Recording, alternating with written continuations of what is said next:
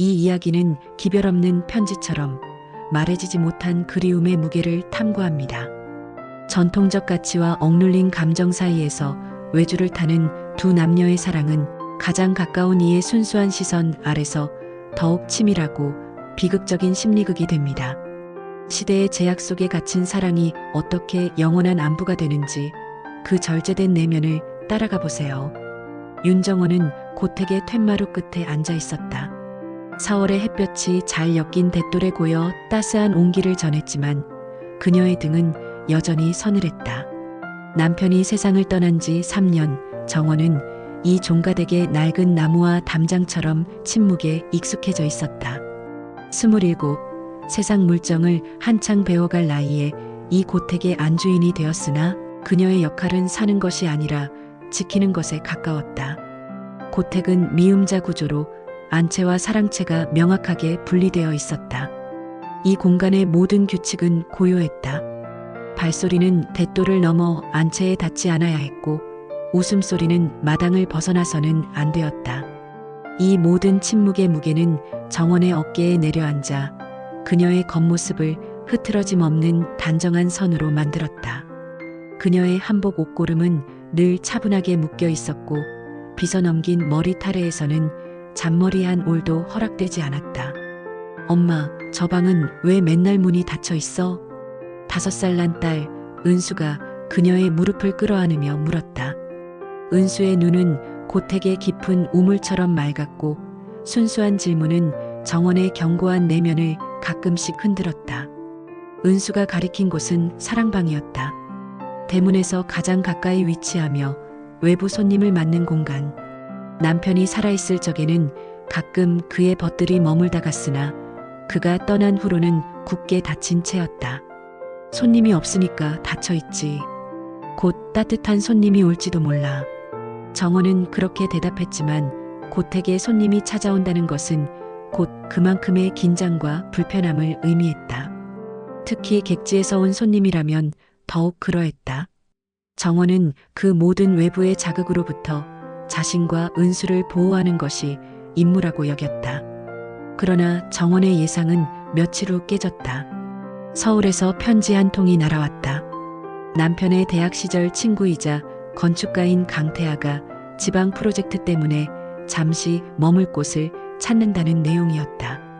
시어머니는 흔쾌히 사랑방을 내주었고 정원은 불안감 속에 손님 맞이를 준비했다. 강태아. 이름 석자는 정원에게 남편과의 유일한 연결고리였다. 그녀는 태아를 딱 2번 남편의 장례식에서 보았다. 검은 옷을 입고 왔던 그는 낯선 객처럼 말수가 적었고 깊은 눈으로 정원과 은수를 바라보기만 했었다. 그 짧은 기억 속에 강태아는 이 고택의 침묵과 너무나 이질적인 밝고 생기 넘치는 도시의 냄새를 풍기고 있었다. 강태아가 도착한 날은 초여름의 오후였다. 낡은 고택의 대문이 삐걱 열리고 검은색 세단에서 내린 태아는 고택의 공기와는 전혀 다른 종류의 산뜻한 낯설음을 풍겼다. 그는 정중하게 인사를 건넸지만 정원의 시선은 그와 마주치지 않았다. 정원의 눈은 늘 2미터 앞, 즉 상대와의 적절한 거리만을 바라보도록 훈련되어 있었다. 사랑방 문이 열리고 그가 짐을 들이는 소리가 희미하게 안채까지 넘어왔다. 그 소리는 3년 동안 굳게 닫혀있던 고택의 무거운 문을 여는 열쇠 소리처럼 느껴졌다. 태아의 존재는 단순한 손님이 아니라 억지로 덮어두었던 정원의 과거와 현재, 그리고 아마도 미래까지 건드리는 기별 없는 침입자 같았다. 정원은 자신이 억지로 만들어낸 침묵의 방어막이 그의 존재만으로도 미세하게 금이 가고 있음을 느꼈다. 낡은 고택의 안주인으로서 모든 것을 통제해야 하는 그녀였지만 사랑방이라는 공간, 그리고 그 안에 갇힌 낯선 남자의 존재는 통제할 수 없는 미지의 변수였다. 그리고 그녀의 불안감은 정확했다. 그 변수는 그녀의 삶뿐만 아니라 가장 소중한 딸 은수의 시선마저 송두리째 흔들기 시작할 터였다. 강태아가 사랑방에 짐을 푼 첫날 밤 고택은 미세하게 진동했다. 그것은 낯선 남자의 웅성거림이나 발소리가 아니었다. 안채의 정원이 오랫동안 억눌러왔던 공기가 바깥 손님의 기척에 의해 비로소 움직이기 시작했기 때문이었다. 정원은 평소보다 서너 번 더 안채 문을 확인하고 잠자리에 들었으나 쉽게 잠들 수 없었다. 그녀의 마음속에 강태하는 남편의 유일한 친구, 남편이 떠나기 전까지 세상과 연결되어 있던 마지막 실마리였다. 이튿날 아침, 정원은 태아에게 아침 식사를 내기 위해 부엌에서 부산하게 움직였다. 평소 같으면 시어머니와 은수, 셋이서만 먹던 밥상이었다. 밥상의 차림은 늘 간결하고 소박했으나 오늘은 왠지 모르게 상차림에 신경이 쓰였다. 남편의 친구에게 부족함 없이 대접해야 한다는 의무감. 아래 정원은 얇은 도라지채를 묻히는 손길에 팽팽한 긴장감을 담았다. 사랑방으로 음식을 나르는 길은 고택에서 가장 긴 동선이었다. 마당을 가로지르는 몇 걸음, 그 사이에 그녀는 스스로에게 되뇌었다. 그는 손님이다. 망자의 친구이며 이 고택의 규칙을 아는 사람이다. 태아는 문을 살짝 연 채 무릎을 꿇고 앉아 있었다. 햇살이 창호지를 투과해 그의 얼굴에 닿았다. 그 모습은 정원이 기억하던 장례식장의 검은 상복 차림보다 훨씬 생동감 있었다. 그는 흰색 와이셔츠 소매를 걷어올린 채 책상 위에 설계해 도면 같은 것을 펼쳐두고 무언가 골똘히 생각하는 중이었다. 손님, 식사 올렸습니다. 정원의 목소리는 건조했고 그 소리에 태아가 고개를 들었다. 그의 눈은 정원을 똑바로 향했다. 정원은 그 눈빛을 피하지 않으려 노력했지만 찰나의 순간에도 느껴지는 그의 눈빛은 낯선 종류의 빛을 담고 있었다. 그것은 단순한 감사나 호의가 아니었다. 그녀의 외적인 모습 너머 억압된 내면을 투시하려는 듯한 깊이가 있었다. 고맙습니다. 정원 씨. 그가 조용히 말했다. 정원 씨. 그는 남편이 그녀를 부르던 호칭을 사용하지 않았고 시어머니처럼 깍듯한 호칭을 쓰지도 않았다. 그저 정원 씨. 그 두 글자가 고택의 공기를 낯선 진동으로 채웠다. 정원은 황급히 시선을 내리깔고 말했다. 불편하신 점은 없으십니까? 아닙니다. 모든 것이 편안합니다.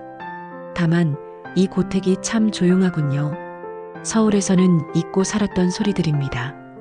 그가 말한 조용하다는 평가는 정원에게 하나의 칭찬이었다. 그녀가 지난 3년간 지켜온 침묵의 규율이 성공적으로 작동하고 있다는 증거였으므로 그녀는 짧게 고개를 숙이고 안채로 돌아섰다. 돌아설 때 그녀는 태아의 눈이 여전히 자신의 뒷모습에 머물러 있음을 어렴풋이 느꼈다. 며칠이 지났을까? 태아의 존재는 낯선 공기에서 익숙한 기별로 변해가기 시작했다. 그는 아침이면 정원보다 먼저 일어나 고택 마당을 산책했고 은수가 잠에서 깨면 은수의 작은 그림자에 맞춰 조용히 걸었다. 어느 날 오후 은수가 사랑방 앞에서 혼자 그림을 그리고 있었다. 태아는 은수에게 조심스럽게 말을 걸었다. 은수야, 뭘 그리니? 사랑방 손님 아저씨. 은수는 붓을 들고 태아의 모습을 그렸다. 네모난 몸에 굵은 선만 가득한 그림이었다. 태아는 웃었지만 그 웃음에는 왠지 모를 쓸쓸함이 배어 있었다. 나는 손님인데, 손님은 언제든 떠날 사람인데 나를 왜 그리는 거야? 아저씨는 재미있는 소리를 내니까. 은수가 순진하게 대답했다. 은수는 태아의 옷차림, 태아의 웃음소리, 태아가 도면 위에 연필을 굴리는 소리 등 그의 모든 움직임을 재미있는 소리로 인지하고 있었다. 그 소리는 고택의 낡은 나무와 흙냄새에 파묻혀 지내던 정원에게는 들리지 않던 것이었다. 그날 저녁 정원은 안채에서 바느질을 하고 있었다. 문 밖으로 은수가 들어와 정원의 곁에 앉았다. 은수는 낯선 온기를 안고 있었다. 엄마, 사랑방 아저씨가 이걸 줬어. 은수가 내민 것은 도시에서나 볼 수 있을 법한 새하얀 봉투였다. 봉투 안에는 고운 종이 한 장과 함께 정갈하게 접힌 지폐 몇 장이 들어 있었다.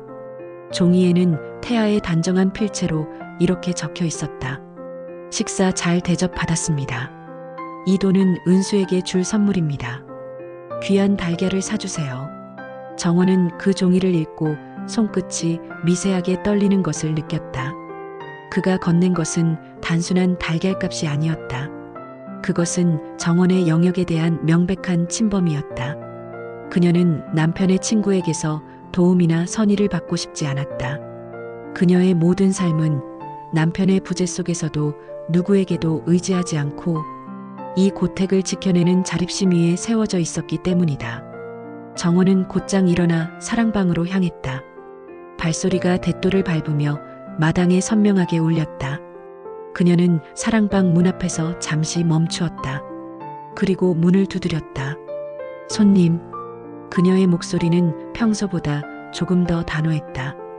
그녀의 내면에서 그녀가 억누르고 있던 윤정원이라는 한 여자의 자존심과 경계심이 처음으로 기별 없는 손님에게 선전포고를 하는 순간이었다.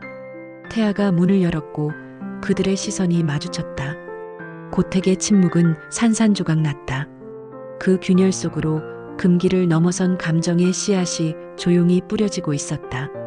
정원은 사랑방 앞에서 강태아에게 달걀값을 돌려주었다.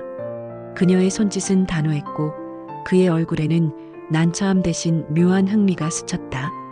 고맙지만 저는 손님께 개인적인 호의를 받을 수 없습니다. 호의가 아니라 은수를 위한 것입니다. 은수는 달걀을 좋아하지 않습니까? 정원은 그 말에 대답할 말을 찾지 못했다. 그의 관심이 자신을 향한 것이 아니라 은수를 향한 것이라는 태아의 명백한 성급기는 오히려 그녀의 마음속에 더 깊은 파문을 일으켰다. 그의 말은 옳았다. 은수는 달걀을 좋아했고 태아는 그 사실을 은수와의 짧은 대화만으로 알아챘다. 정원 자신도 몰랐던 은수의 작은 기쁨을 낯선 손님이 먼저 읽어낸 것이다. 그날 이후 은수는 태아와 고택의 가장 중요한 연결고리가 되었다. 은수는 태아가 객실 문을 열 때마다 쪼르르 달려갔고 태아가 도면을 펼치고 작업을 할 때도 조용히 옆에 앉아 그림을 그렸다. 은수의 천진난만한 시선은 정원과 태아 사이의 모든 사회적 거리와 금기를 투명하게 만들었다. 정원은 부엌 창문 너머로 두 사람을 지켜보는 시간이 늘어났다. 태아가 은수에게 무언가 설명할 때 그의 목소리는 나지막했고 그의 손은 조심스러웠다. 은수는 태아에게서 정원이나 시어머니에게는 기대할 수 없는 세상의 넓이와 자유로움을 보고 배우는 듯했다. 하루는 은수가 안채로 들어오며 정원에게 물었다. 엄마, 사랑방 아저씨는 왜 엄마랑 결혼 안 했어? 아빠 친구인데. 정원의 손에 들려있던 찻잔이 미세하게 떨렸다.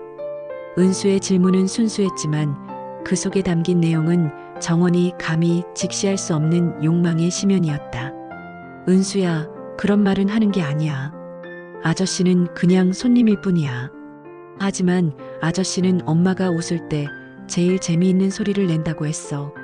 엄마가 웃을 때 제일 재미있는 소리. 정원은 자신이 언제 웃었는지 기억하지 못했다. 과부가 된 후 그녀의 웃음은 늘 조심스럽고 짧았으며 때로는 의무적인 미소에 불과했다. 태아는 그녀의 억압된 감정까지 소리로 읽어내는 듯했다. 정원은 그 사실이 두려웠고 동시에 묘한 해방감을 주었다. 태아는 고택의 규칙을 침범하지 않았다. 그는 절대 안채로 넘어오지 않았고 정원에게 먼저 말을 걸지도 않았으며 식사가 끝나면 늘 정중하게 감사를 표했다. 하지만 그의 침묵과 존재 자체가 정원의 내면에 가장 깊은 균열을 만들고 있었다. 한 번은 정원이 마당에서 볕에 널어둔 빨래를 걷고 있을 때였다. 태아가 사랑방 문을 열고 마당으로 나왔다. 두 사람 사이에는 빨랫줄 하나만이 놓여 있었고 거리는 겨우 3걸음 남짓이었다. 정원은 재빨리 시선을 피하며 빨래 바구니에 고개를 숙였고 태아는 아무 말 없이 마당 끝에 우물가로 향했다. 우물가에서 물을 깃는 태아의 등은 넓었고 그의 움직임은 군더더기가 없었다. 정원의 남편은 책을 사랑했고 학문을 탐구하던 사람이었다. 그의 몸은 지적이었지만 태아의 몸은 세상을 개척하는 사람의 단단함을 가지고 있었다. 정원은 무의식적으로 그를 올려다보았다. 그때 태아가 우물물을 한 바가지 떠서 마시며 정원 쪽을 돌아보았다. 시선이 아주 짧게 그러나 명확하게 마주쳤다. 정원은 황급히 시선을 빨래로 내렸지만 이미 늦었다. 그녀의 심장 박동은 고택의 침묵을 깨뜨릴 듯 요동쳤다. 태아는 그 눈맞춤에 아무런 말도 하지 않았다. 그저 잔잔한 미소를 지었을 뿐이다. 그 미소는 정원에게 남편의 친구라는 명분 뒤에 숨겨진 한 남자로서의 태아를 깨닫게 했다. 그는 그녀에게 금지된 감정의 문을 보여주고 문고리를 흔들라고 부추기는 것만 같았다. 정원은 자신이 이 고택에서 가장 중요하게 지켜야 했던 것이 망자에 대한 의리와 과부로서의 절제임을 잘 알고 있었다. 그러나 태아의 존재는 그녀의 억눌린 여성성과 살아있는 욕망을 건드렸다. 정원은 그 미소 앞에서 자신이 더 이상 남편의 아내도 종가의 안주인도 아닌 단지 강태아를 바라보는 한 여자임을 깨달았다. 그녀는 다시 사랑방 손님과의 거리를 벌리기 위해 냉정함을 가장해야 했다. 그녀의 내면은 태아의 존재로 인해 걷잡을 수 없는 경랑에 휩쓸리고 있었다. 윤정호는 달걀을 내민 강태아의 손을 바라보았다. 그가 건넨 것은 돈과 함께 정성껏 쓴 짧은 글이었다. 정호는 그 쪽지를 보며 마음속의 경계가 미세하게 무너지는 것을 느꼈다. 태아는 그녀의 자존심을 건드리지 않으면서 가장 소박한 방식으로 정원과 은수의 삶에 침투하려 하고 있었다. 다음 날 아침 은수는 고택 부엌에서 달걀을 삶아 태아에게 가져다 주었다. 은수는 태아에게 받은 달걀값으로 달걀을 사서 그 달걀을 다시 태아에게 선물하는 순환을 만들어냈다. 정원은 이 상황이 무척 당황스러웠지만 은수의 순수한 행동을 막을 수 없었다. 사랑방 문이 열렸고 은수는 쟁반을 들고 태아에게 달걀을 건넸다. 태아는 은수의 눈높이에 맞춰 몸을 숙이며 미소 지었다. 고맙다 은수야. 이 달걀은 세상에서 제일 따뜻한 달걀이겠구나. 태아가 은수에게 건넨 그 말은 정원이 부엌 문턱 너머에서 듣고 있던 그녀의 마음속에 그대로 울렸다. 세상에서 제일 따뜻한 달걀. 정원은 그제야 깨달았다. 지난 3년간 그녀의 삶은 차갑게 식은 백자처럼 고고했지만 그 안에는 따뜻한 온기가 없었다. 태아가 그녀에게 주려고 했던 것은 달걀이 아니라 그녀의 삶에 필요한 온도였는지도 모른다. 그날 오후 태아가 작업하는 소리가 고택을 넘어 들려왔다. 단순한 연필 소리가 아니라 무언가를 부수고 새로 짓는 듯한 힘찬 소리였다. 정원은 자신도 모르게 사랑방 문 앞에 다가섰다. 문틈으로 보이는 태아의 모습은 열정적이었다. 그는 설계도면 앞에서 끊임없이 무언가를 지우고 다시 그리고 있었다. 그의 모습에서 정원은 남편에게서는 볼 수 없었던 삶에 대한 능동적인 의지를 발견했다. 남편은 과거와 학문에 침잠하는 사람이었다면 태아는 미래를 창조하는 사람이었다. 정원은 문 앞에 서서 오랫동안 태아의 소리를 들었다. 그때 태아가 갑자기 문을 열었다. 정원은 깜짝 놀라 뒤로 물러섰지만 태아는 오히려 부드럽게 그녀에게 다가왔다. 두 사람의 거리는 좁혀졌고 정원은 숨을 쉴 수 없었다. 정원 씨, 죄송합니다. 작업을 하느라 문을 닫는 것도 잊었군요. 아닙니다. 제가 실례했습니다. 정원은 황급히 몸을 돌리려 했지만 태아가 나직한 목소리로 그녀를 붙잡았다. 정원 씨. 그녀는 멈춰섰다. 태아의 목소리는 평소보다 훨씬 개인적이고 조용했다. 은수에게 고마움을 표하려 했습니다. 은수에게는 정원 씨의 따뜻한 온기가 전해진 달걀이었을 테니까요. 정원은 아무 말도 할 수 없었다. 태아는 그녀의 내면 가장 깊은 곳에 있는 고독과 헌신을 읽어내고 있었다. 그녀는 그에게서 도망쳐 안채로 돌아왔지만 그날 밤 그녀는 잠들지 못했다. 그녀의 내면은 태아의 온기로 인해 처음으로 살아있는 경랑에 휩싸였다. 정원의 삶을 지탱하던 차가운 의무감이 태아가 전한 달걀의 따뜻한 온도 앞에서 무너지고 있었다. 장마가 시작되었다. 고택 전체가 먹물처럼 어둠 속에 잠겼고 비가 나무 처마를 때리는 소리만이 유일한 배경음악이었다. 이 눅눅하고 축축한 분위기는 정원의 마음 상태와 같았다. 그녀는 태아의 존재로 인해 안채와 사랑방 사이의 거리가 무의미해졌음을 느꼈다. 그날 밤 정원은 잠을 이루지 못하고 안채 마루 끝에 앉아 있었다. 비는 점점 거세졌고 마치 세상의 모든 슬픔을 쏟아내는 듯했다. 그때 사랑방 쪽에서 옅은 기침 소리가 들려왔다. 태아가 감기에 걸린 모양이었다. 정원은 본능적으로 자리에서 일어났다. 부엌으로가 끓인 따뜻한 생강차를 쟁반에 담아들고 그녀는 사랑방으로 향했다.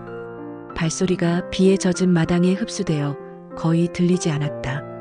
사랑방 문 앞에 섰을 때 정원은 잠시 망설였다. 이 문을 넘어서는 것은 과부로서의 금기를 스스로 깨는 행위였다. 정원은 결국 문을 조심스럽게 두드렸다. 손님, 비가 많이 와서요. 따뜻한 차 한잔 하십시오. 태아가 문을 열었고 그의 얼굴은 촛불처럼 희미하게 흔들렸다. 그는 젖은 머리카락을 쓸어 올리며 정원을 응시했다. 정원 씨, 고맙습니다. 제가 폐를 끼치는군요. 아닙니다. 감기 걸리실까 염려되어 그럽니다. 정원은 황급히 쟁반을 건넸다. 두 사람의 손이 닿을 듯 말 듯 스쳤고 그 미세한 접촉에서 정원은 뜨거운 전율을 느꼈다. 태아는 차를 받아들고 잠시 침묵했다. 정원 씨는 참 좋은 분이십니다. 고택의 모든 것을 지키고 계시지요. 그의 목소리는 그녀의 헌신을 인정하는 듯 했지만 이내 쓸쓸함이 깃들었다. 그런데 때로는 이 고택이 정원 씨를 가두는 벽처럼 느껴집니다.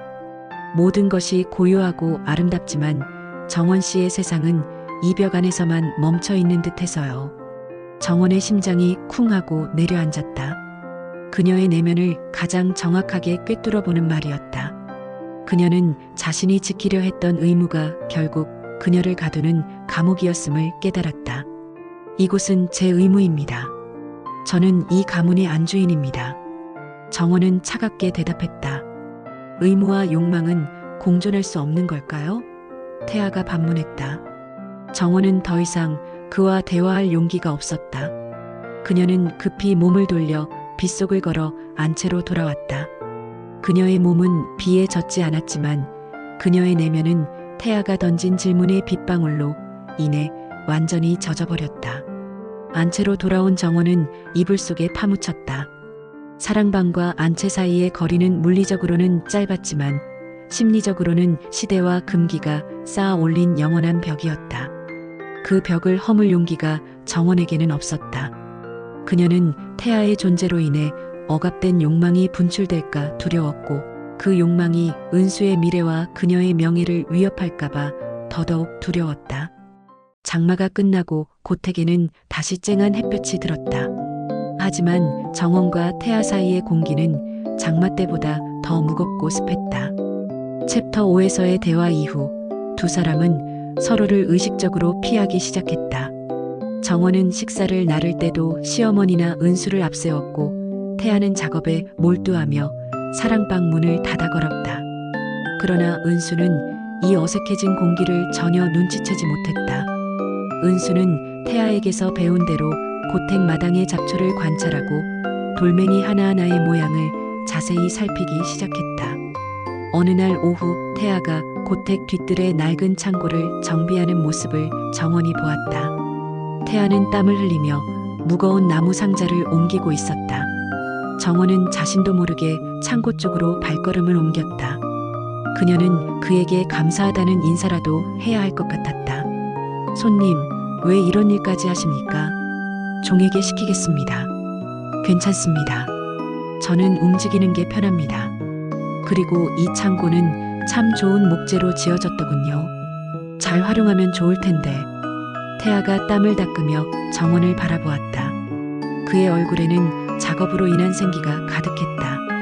정원은 자신도 모르게 그의 얼굴을 오랫동안 응시했다. 그녀의 시선은 이전처럼 회피하지 않았다. 태아는 정원의 시선을 피하지 않고 곧바로 그녀에게 말했다. 그의 목소리에는 단호함과 절제가 동시에 담겨 있었다. 정원 씨, 저는 곧 서울로 돌아가야 합니다. 정원의 심장이 잠시 멈추었다. 그녀는 자신이 태아의 존재에 얼마나 깊이 의지하고 있었는지 그가 떠난다는 사실 앞에서야 비로소 깨달았다. 벌써 가십니까? 일이 다 끝난 것입니까? 네. 하지만 제 일이 끝난 후에도 저는 정원 씨를 계속 생각할 것 같습니다. 태아는 더 이상 남편의 친구라는 명분 뒤에 숨지 않았다. 그는 정면으로 자신의 감정을 드러냈다. 저는 정원 씨를 존경합니다. 이 고택을 지키는 그 의무감과 헌신을.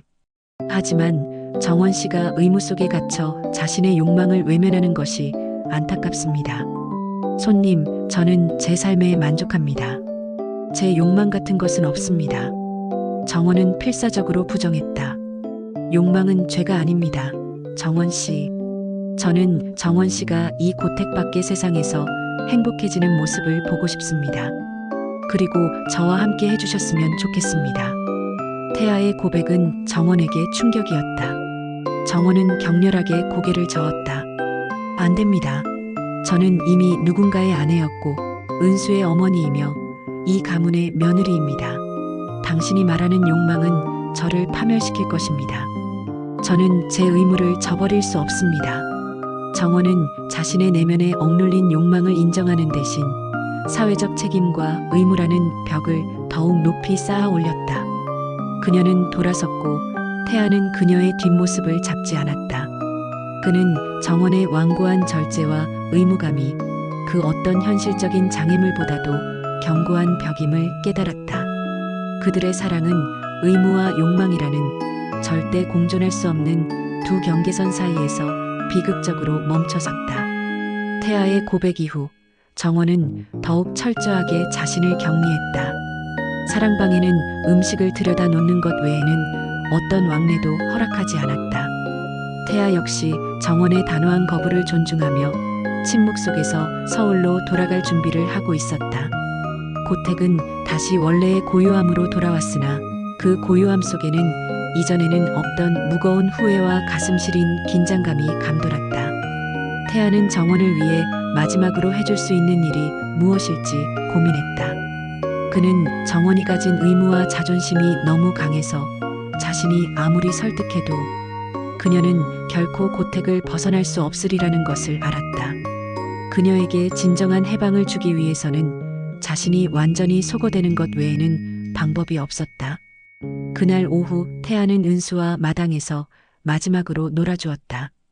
은수는 태아가 곧 떠난다는 사실을 알지 못했다. 아저씨, 서울 가면 다시 와? 은수가 물었다. 응, 다시 올게. 은수가 이 고택을 잘 지키고 있으면 아저씨가 반드시 안부를 전할 거야. 태아는 은수에게 작은 나무 인형을 선물했다. 은수는 인형을 안고 환하게 웃었다. 태아는 그 웃음에서 정원의 억눌린 미소를 보았다. 그날 저녁 태아는 정원에게 짧은 편지 한 통을 남겼다. 편지는 정중하고 간결했다. 정원 씨, 저는 오늘 밤 떠납니다. 정원 씨의 의무와 행복이 충돌하지 않기를 바랍니다. 제가 이곳을 떠나는 것이 정원 씨에게 가장 필요한 해방이라고 생각했습니다. 저는 정원 씨의 행복을 위해 기별 없이 떠납니다. 평안하십시오. 태아는 짐을 정리했고 고택의 모든 것을 원래대로 돌려놓았다. 그는 사랑방 문을 닫았고 문에 기대어 잠시 눈을 감았다. 이곳에서 보낸 짧은 시간은 그의 삶 전체를 뒤흔들었다. 그는 정원에게 마지막으로 해줄 수 있는 것은 그녀가 선택한 삶의 무게를 존중하고 그녀에게 사회적 비난 없는 완전한 자유를 주는 것뿐이라고 결론 내렸다. 깊은 밤 고택의 모두가 잠든 시간 태아는 조용히 고택의 대문을 열고 밖으로 나섰다.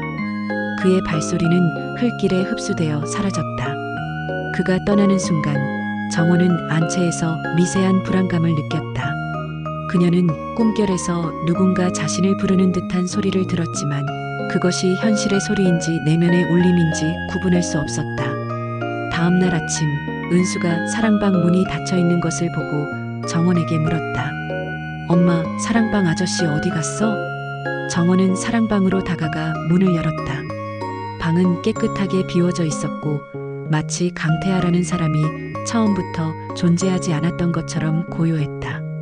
창호지 위에 놓인 태아의 편지를 발견했을 때 정원은 비로소 자신이 돌이킬 수 없는 선택을 했음을 깨달았다.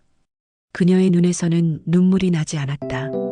대신 그녀의 심장 속 깊은 곳에서 태아를 향한 억눌렸던 감정이 비로소 터져나왔다. 그녀는 사랑을 욕망이 아닌 의무로 치부했던 자신의 어리석음을 후회했다. 태아의 침묵의 결정은 정원에게 영원히 지워지지 않을 상처와 기별 없는 그리움을 남겼다. 강태아가 떠난 후 고택은 다시 굳건한 침묵을 되찾았다. 그러나 그 침묵은 이전과는 달랐다.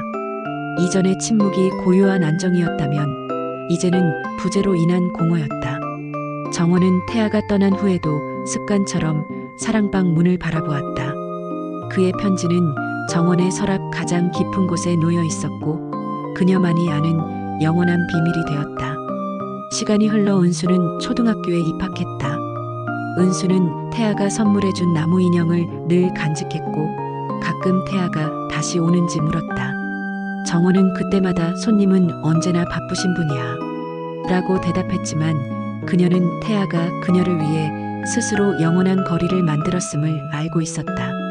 정원의 삶은 다시 단정하고 흐트러짐 없는 모습으로 돌아왔다. 그녀는 며느리와 어머니로서의 의무를 충실히 수행했지만 그녀의 내면에는 태아가 남긴 작은 불씨가 꺼지지 않고 타오르고 있었다.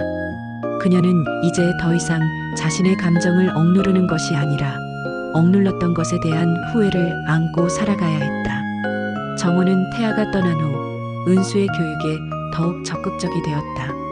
태아가 그녀에게 주려고 했던 고택 밖의 세상과 자유라는 가치를 은수에게 전해주려 애썼다. 그녀는 은수에게 책을 읽어주었고 세상의 새로운 소식을 전했으며 은수가 원하는 것이 무엇이든 도전할 수 있도록 격려했다. 그것은 태아가 자신에게 주려 했던 해방을 딸에게라도 전해주려는 정원의 마지막 속죄이자 의무였다.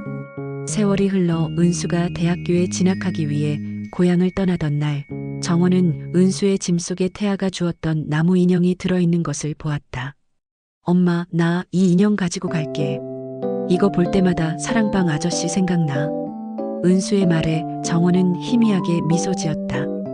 은수는 태아와의 짧은 교류를 통해 세상을 향한 호기심을 얻었고 정원의 억압된 삶 속에서 유일하게 자유로움을 체득한 존재였다. 태아는 정원에게 직접적인 사랑을 주지 못했지만 은수라는 투명한 시선을 통해 그녀의 삶에 영원한 기별을 남긴 셈이었다. 정원은 은수를 떠나보낸 후 다시 고택의 툇마루에 앉았다. 창밖의 고요함은 여전했지만 그녀의 마음은 달랐다. 그녀는 더 이상 갇힌 사람이 아니었다. 그녀는 과거의 의무와 현재의 후회, 그리고 태아가 남긴 기별 없는 안부를 안고 새로운 종류의 자유를 살아가고 있었다. 그녀는 서랍 속 편지를 꺼내 읽었다. 마지막 문장, 평안하십시오. 그 한마디가 정원에게는 영원히 전해지지 않은, 그러나 영원히 기억될 사랑의 마지막 기별이었다. 정원은 그 기별을 통해 태아가 자신에게 준 가장 큰 선물은 사랑이 아니라 자신을 용서하고 살아갈 수 있는 용기였음을 깨닫는다. 고택의 창문 너머로 따스한 햇볕이 스며들었고 정원의 얼굴에 희미하지만 진실된 미소가 떠올랐다.